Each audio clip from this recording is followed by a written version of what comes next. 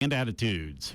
Hello and welcome to another edition of Issues and Attitudes on Hitmix 88.9 WEIU Charleston and on Consolidated Communications Digital Television Your 13.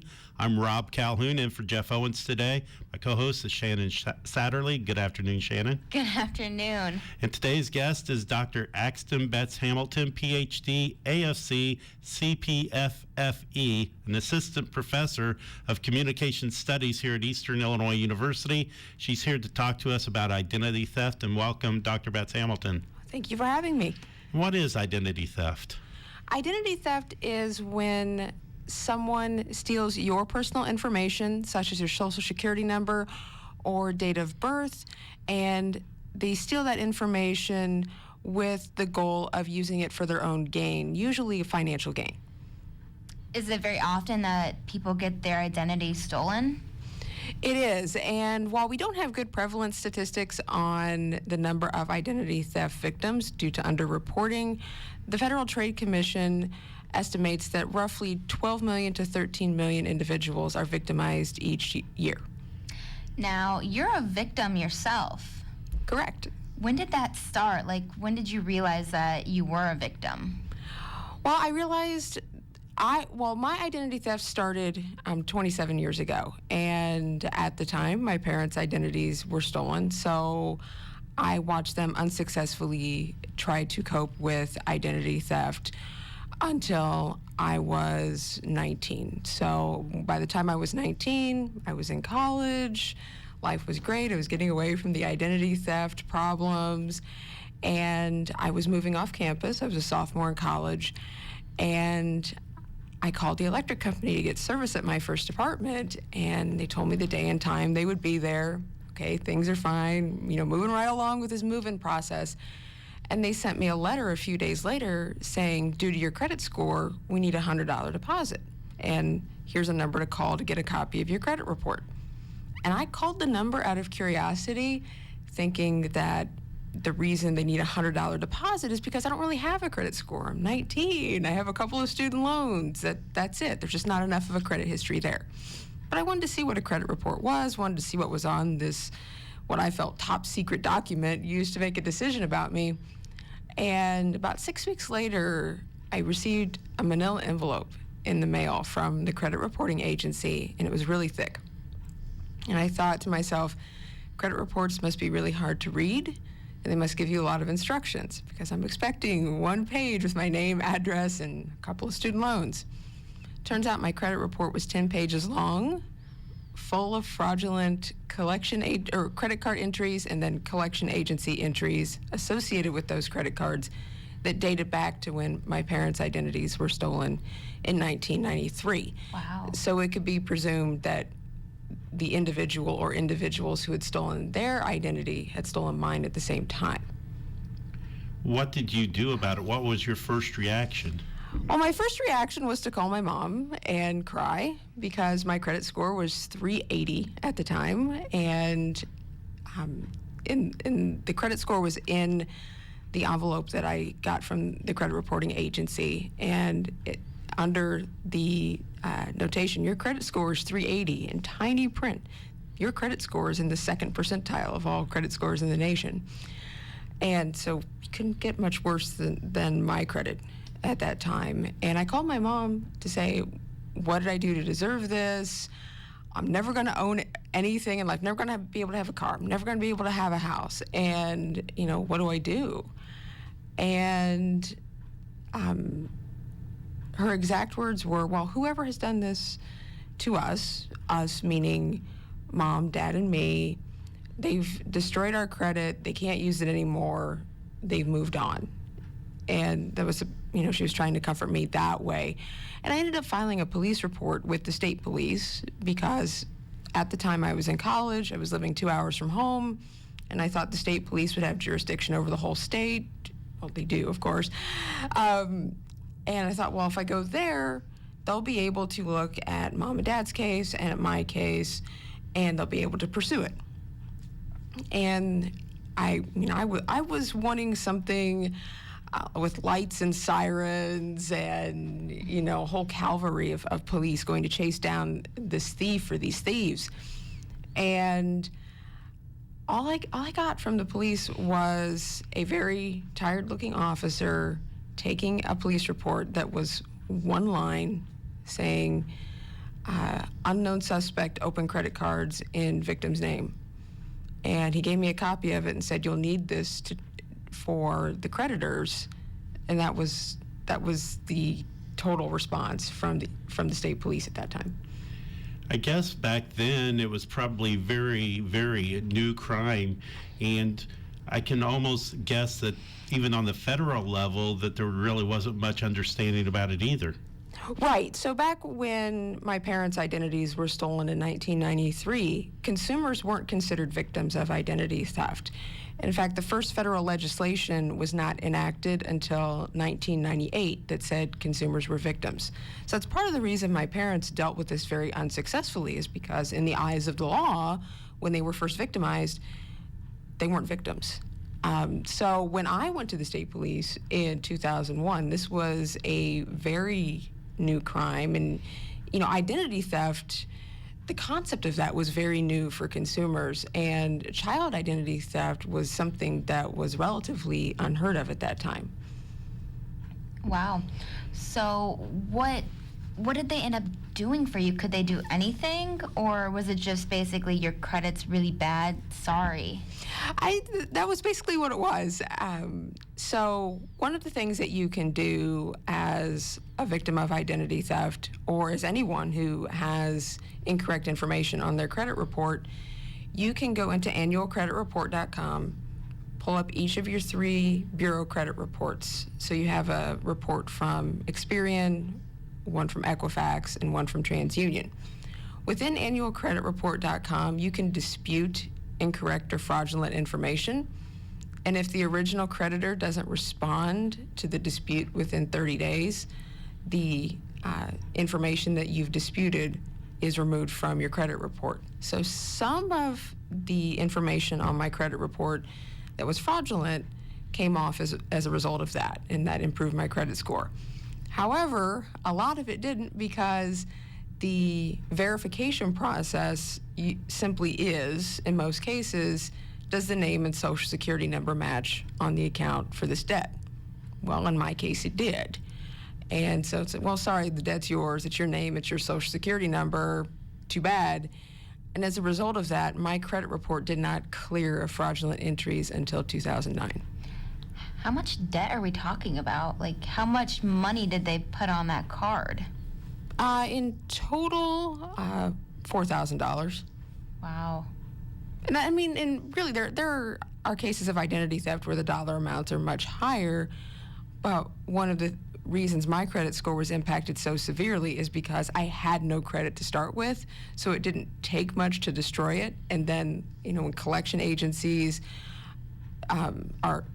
purchase the debt, they share that information with the credit reporting agencies, and then when they can't collect and they sell that to another debt collector, they note that on your credit report. So my credit score just kept getting pulled down and pulled down and pulled down as a result of what was originally $4,000 in credit card debt. But eventually it kept on building up because of the simple fact with all the fees, late fees and stuff like that. Yes. And what kind of impact did that have as far as how much debt was incurred?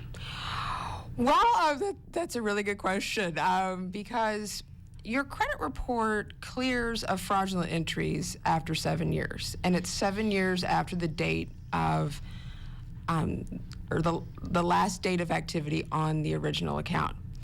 So because the identity theft had been going on for 8 years, by the time I pulled my credit report, there were collection agency accounts on my credit report, but the original credit card information had aged off. So there's some things I don't quite know about what went on with my credit history. But in terms of impact, having my credit report damaged for 16 years, so from 1993 to 2009, one of the ways it impacted me was my first credit card.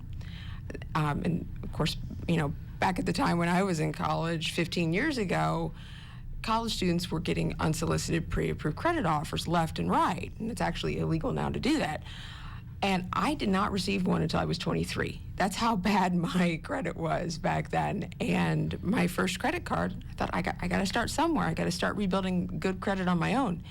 Had a $300 limit, 29% APR, and a $69 annual fee that was assessed with the first bill that actually arrived before the credit card did. So I couldn't even activate the credit card before I got a bill for $69 for an annual fee.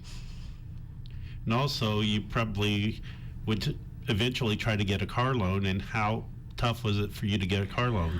Well, it was extremely challenging to get a car loan. So my first car loan, and again, same time that I got the first credit card, the car I'd been driving was really on its last legs.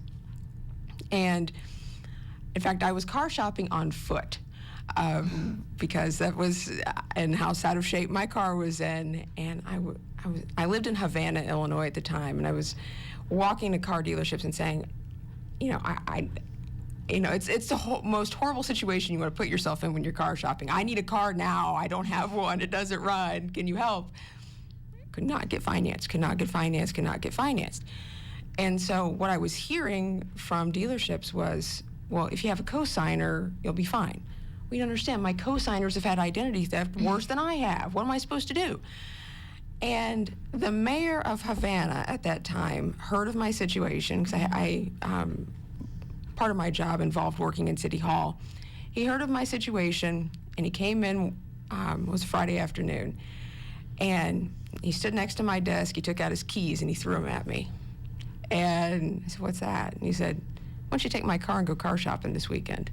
And so that's how I had transportation to leave Havana to try and find a car. And I spent all of that Saturday car shopping. And the best car loan I could get on a 5-year-old used car was 18.23%.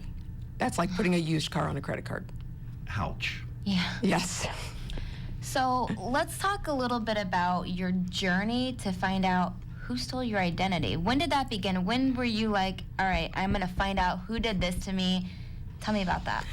Well, I've actually always had a passion to find out who had stolen our identities. I mean, even from the time I was, 12, 13 years old and watching my parents struggle with this.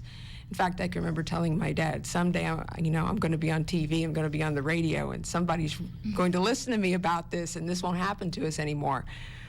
And part of my enthusiasm for trying to find who had done this to us led me down the path of going to graduate school. And I did my master's thesis on identity theft. I did my dissertation on child identity theft in the hope that perhaps there's something I'll learn that will help me connect the dots to figure out who was the person who had stolen our identities. Mm-hmm. So tell me a little bit about where you began to start searching for that person. Well, I actually kind of stumbled onto the truth. So some folks here will know this story, but my mom passed away in 2013. It was on February 12th of 2013, actually. And on February 25th, my dad called me and he was furious with me. And he said, "What were you doing running a credit card over limit in 2001? And my first question was, one, what are you doing yelling at me about something that happened 12 years ago? And two, I didn't do it. What are you talking about? And I told him that. And he said, don't lie to me. I have the credit card statement in my hand. I said, what credit card statement? And I said, what bank is it? And he told me. And I said, that's one of the credit cards that was taken out in my name as part of the identity theft. And I said, where'd you find that? And he said, well, it was in a file box with your mom's things. And he said, it's right in here with your birth certificate. And that made my blood run cold, because there was no reason for a credit card statement and my birth certificate to be in the same file folder. Mm-hmm. And knowing what I know about identity theft, I thought, either mom was using that birth certificate to try and prove that the credit card wasn't mine, or that it was. And And I'm listening to Dad, and he said, well, the name of your mother's employer at that time is on the credit card statement. And at the time, it was 13 days after Mom had passed away, I couldn't picture what he was talking about.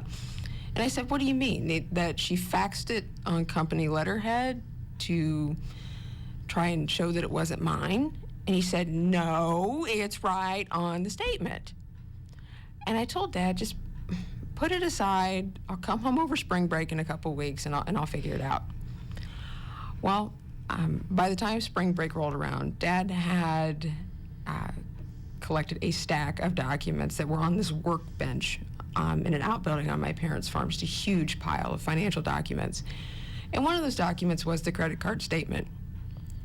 And my mother worked in the financial services industry back at that time. And I did a little research online, and the credit card was actually a partnership arrangement between my mother's employer and the bank. So you could walk into my mother's place of employment, fill out a credit card application, and then you get a credit card that would have my mother's employer's logo on it, but it was actually backed by this other bank. So the other bank was the information showing on my credit report, not my mother's employer's information. And the only person who could have done that was my mom, because she worked for the company. She had her own office, so she was her own boss with this company. And we think what she did was that she walked into work one day, filled out a credit card application in my name, and probably made a commission from doing so. Wow. Mm-hmm. How does that make you feel? I get that question a lot, and I think, in the first couple of years after I started discovering all of this, because it seemed to be never ending, the things I was discovering that my mom did, that analytical side of me, the researcher, what I've been trained to do and what I've been doing in graduate school and here at Eastern, I went into that mode. I blocked all emotion out, and I just was analyzing data, basically, and analyzing all these documents and trying to put the pieces together. But really, I think what's happening is that's kind of starting to wear off a little bit. Not that I'm less enthusiastic about it, but in that drive to find out every single detail, because I've pretty much found every single detail. It's like, well, now what do I do with my time? I think emotionally there's just a void there, because it's hard to grieve for my mom, because it's obvious I didn't know who she was as a person and what she was doing. And how can you grieve for someone you didn't know? And so there's just kind of an empty spot there. There's just, I don't know, nothing. One thing that's kind of confusing me a little bit is that your mom stole your identity, but your mom's identity was stolen. Mm-hmm. How does that correlate? That's because my mom was an excellent liar. Her identity was never stolen. She destroyed her credit and then moved on to Dad's, and then told Dad that it was identity theft, and then moved on to my credit, said it was identity theft. And we didn't know this until after we discovered that Mom had stolen my identity and Dad's identity. But in going through her documents, it was discovered she stole my grandfather's identity as well. So it'd be her father-in-law, my dad's dad. Wow. How does your family feel about all of this? Well, that's interesting. So in order for Mom to keep up her charade, so to speak, she isolated us by saying that, we don't know who's doing this to us. We need to be careful. We shouldn't really interact with extended family. We shouldn't interact with friends, because we could give them information and they could use it against us. That led to a lot of self-isolation on the part of myself and my dad under this misdirected attempt at being safe. So as a result of discovering all of this, we've learned a lot about the things that my mom has said and done to friends of the family and extended family. And actually some of those relationships that I remember as a kid, so relationships with my aunt and my cousin, and now my cousin's little kids, those have come back. So some of those relationships that we lost over 20 years ago, Dad and I have been able to get them back as a result of discovering all of this. That's good. And how much money are we talking about in the total identity theft? In totality, including my identity theft, Dad's identity theft, my grandfather's identity theft, and then other money that my mom misappropriated that we know of, or money that's just missing. There's still quite a bit of money that is not accounted for that was hers. We're looking at about $500,000. Wow. So what happened since, you found out who stole the identity? Is there anything the government can do to help you or anything like that? Not really. And the really difficult part of this is that my mother used multiple names and multiple social security numbers. So there are ethical issues with investigating names and social security numbers that aren't yours or aren't a specific individual's. So it makes it really challenging to fully investigate and figure out exactly what Mom was doing with all of this money. Now, your mom was involved with financial for her business. She did a lot with that. Are there any new rules or restrictions because of cases like yours? Not yet. And you bring up a really interesting point about cases like mine, because I thought my case was very unique, and I've done a lot of national media programs and international media programs, and particularly over the last 6 months or so. And my email has been flooded with victims who have stories just like mine, but it's not something we talk about. There aren't self-help books out there specifically for victims of familial identity theft.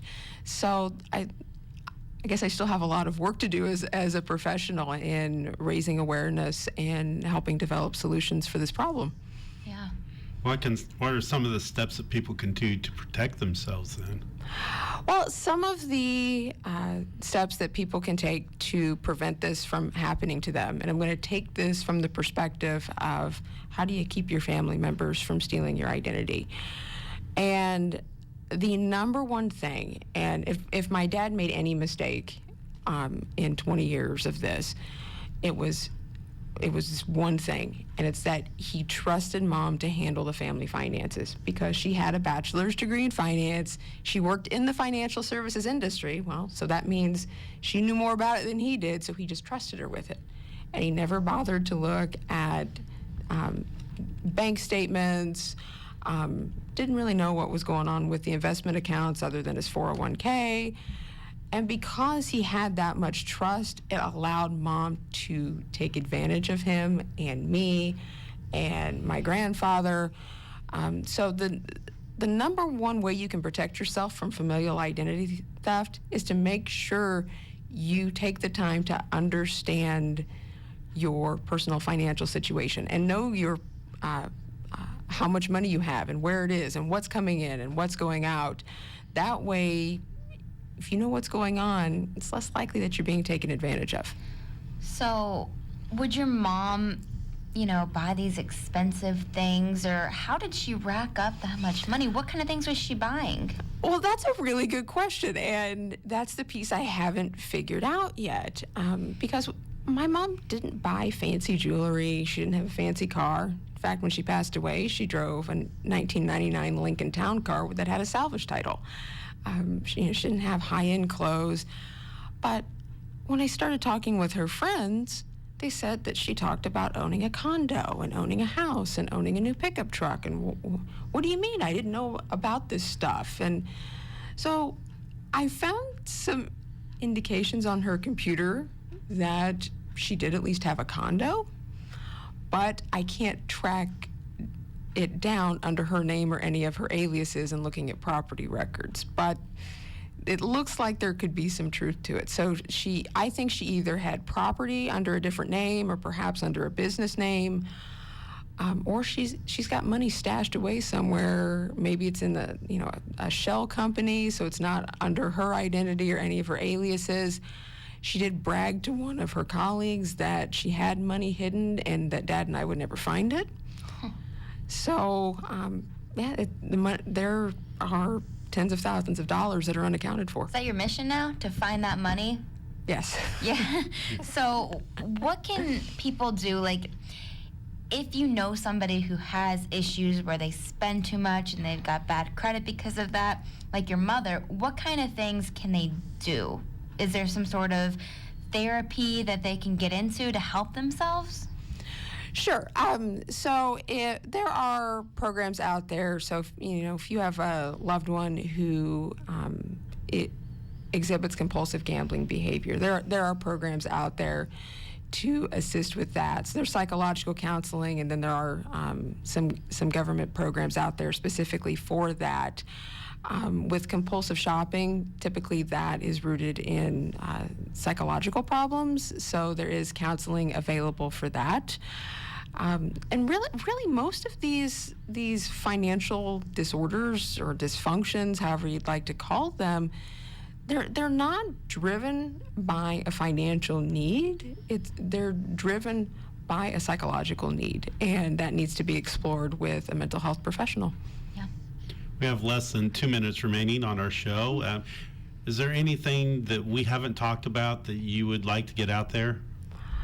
No, I think you guys have done a good job at covering the last 24 years of my life in a nutshell. And if someone has any questions about identity theft, what can they do to get some help? Well, if you are concerned about identity theft, you can go to the Identity Theft Resource Center's website. It's idtheftcenter.org.